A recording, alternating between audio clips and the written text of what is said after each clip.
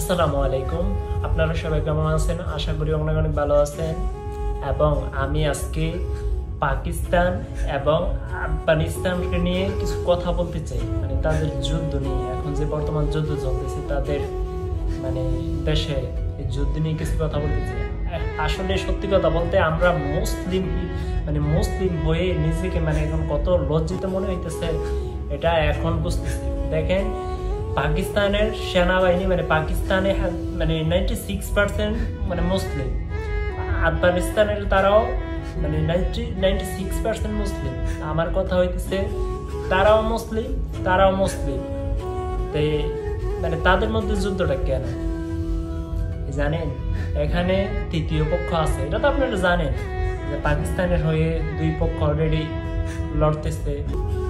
আমার কথা হইতেছে যে হ্যাঁ, পাকিস্তানের অনেক আধুনিক যুদ্ধ বিমান অনেক কিছু আছে, ঠিক আছে। কিন্তু আমার কথা হইতেছে তারা কাদের সাথে যুদ্ধ করবে? তারাও তো মুসলিম, হিসাবে তো পাকিস্তানের ভাই, তাই না? ভাইয়ের সাথে ভাই যুদ্ধ করতেছে, এই যুদ্ধটা কারা করাইতেছে এটা একবার চিন্তা করতেছে।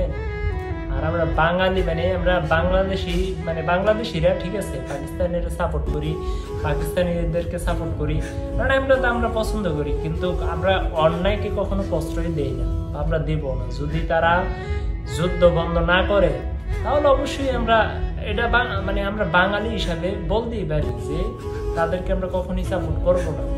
আমরা চাই যত তাড়াতাড়ি এই যুদ্ধটা যেন শেষ হয়ে যায়।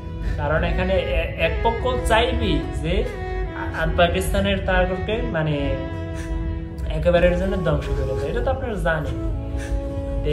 এটুকু আর কি আমি আমার সামান্য জ্ঞানে আমি বলতে চাই যে এই যুদ্ধটা অতি তাড়াতাড়ি শেষ করা উচিত। কারণ পাকিস্তানের সেনাবাহিনী মারলে মনে করবো যে তাদের ভাই, আমার